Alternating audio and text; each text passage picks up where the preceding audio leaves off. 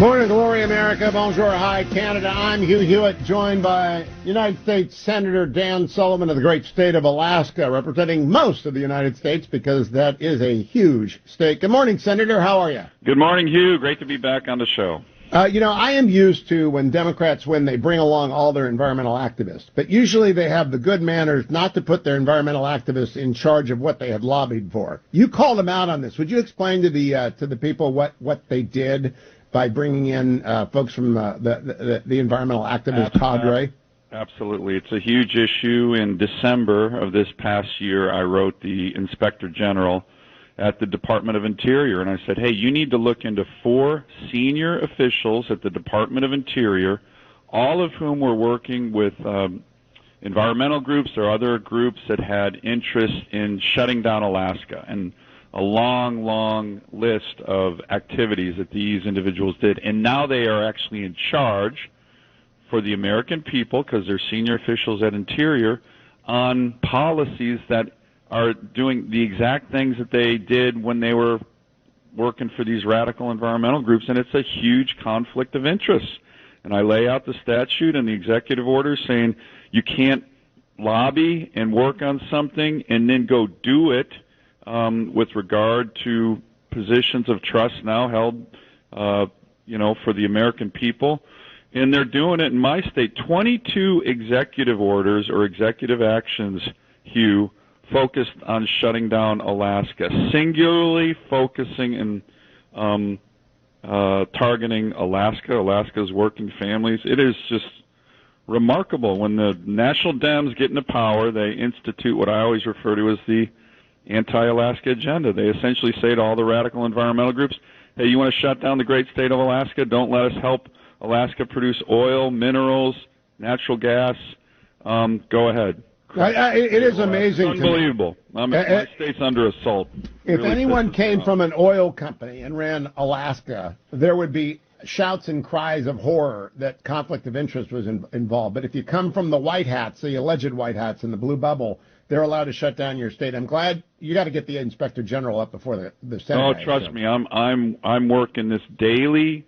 I just recently asked for. They're supposed to do recusal letters, right? If they're supposed to be working on something. You know this. You're a good lawyer, worked in the government.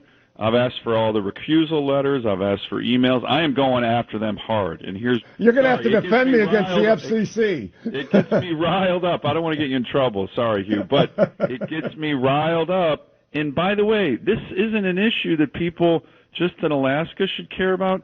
Our state, whether it's our strategic location, our incredible lethal military up there, we have over 100 fifth-generation fighters now stationed in Alaska, more fifth-gen fighters in my state than any place in the world.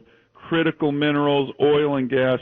This matters to America and our, competition, which I think is going to be with us for decades against the dictators in Russia, dictators in China. And we have a federal government who comes in and is shutting down the great state of Alaska. 2 weeks ago, Biden took more than half of what's called the National Petroleum Reserve of Alaska, NPRA, probably the most prolific oil territory in the world right now. In an executive order, took half of it off the table. This was set aside by Congress decades ago for oil and gas drilling. Americans should be pissed off about this, not just... You can say that. And okay. I'll tell you what, anyone who is upset with oil and gas prices, just take a look at what they've done, which is sequester half of Alaska. Now, Senator, I also want to turn to Ukraine, because you're on the Armed Services Committee. I've got Cotton coming up. I had Gallagher last hour. You're one of the few people in the United States legislature, the federal government, that has combat experience. What is going... Do you think we are now in a static World War I with modern weapons situation in Ukraine?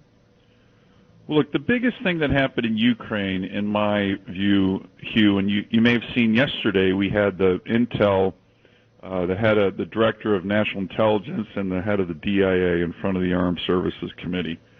And what happened was they did a very good job, in my view, our intel community, prior to the invasion, in terms of the prediction of what was going to happen. And a lot of people didn't believe it. A three-pronged attack. They're going to try and take out Zelensky, install a puppet government.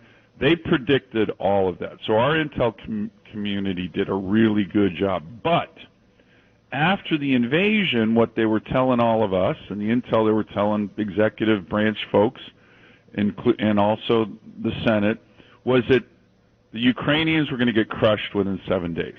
So that was the going-in assumption that everybody was making decisions under. And as you know, that dramatically limited the options that we were contemplating, because people are like, well, look, if they're going to get crushed in 7 days, we're not going to send them weapons. We're not going to send them high-tech weaponry. And so it took the Pentagon in particular weeks to move away from this assumption that they're going to get crushed to, hey, they can win. Right. And what I've been doing is pressing the Pentagon almost daily to more weapons, lethal weapons, tighter sanctions, intel sharing. That is actually really, really important. Full intel sharing. And here's the other one that goes back to our early conversation.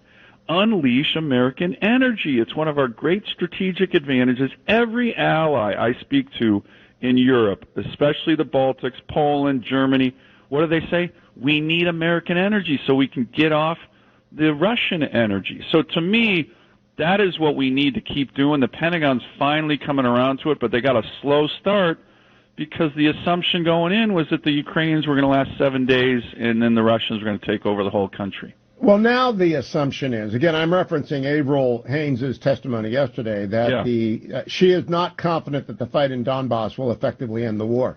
What do you think that means? Are we really going to be into the 4 years of trenches and long-range artillery shelling?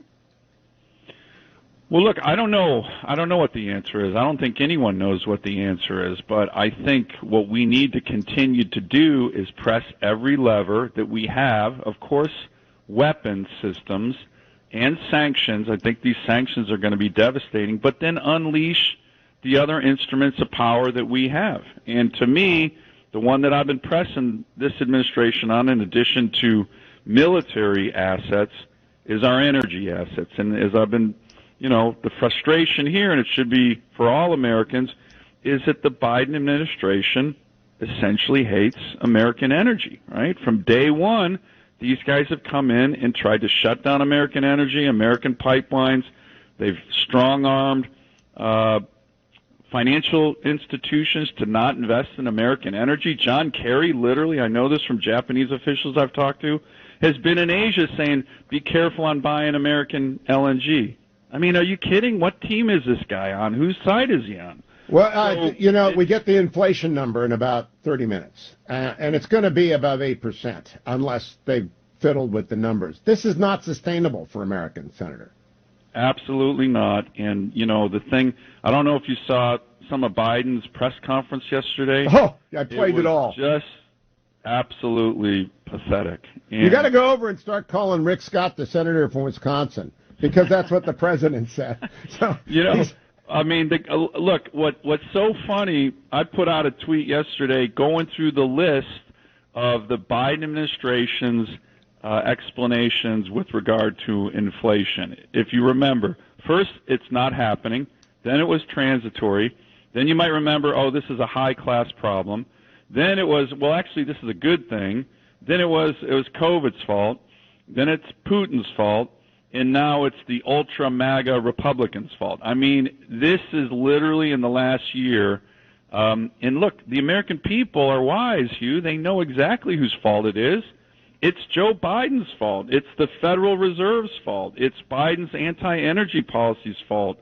And, this is the number one issue. As you say, it's not only unsustainable, it is crushing middle-class and working-class Americans. Well, it used to be, Senator, and let's close here, it used to be the answer to high prices is high prices, meaning that if high prices existed, producers would rush in. They're not allowed to rush in. This goes back to your point about Alaska. They can't rush in to save America right now because Biden won't let them produce oil and gas. That's 100% true. The signals that the feds are sending. Think about all the radical federal nominees. Now, we've been able to kill a couple here in the Senate, but that they've put forward these financial issues dealing with finance, whether it's the Fed, whether it's the comptroller of the currency, whether it's senior Treasury officials, and they all come in with this radical anti-energy mindset where they want to choke off capital to the American energy sector. They want to kill Alaska. You persuaded me, and good luck in getting those witnesses up there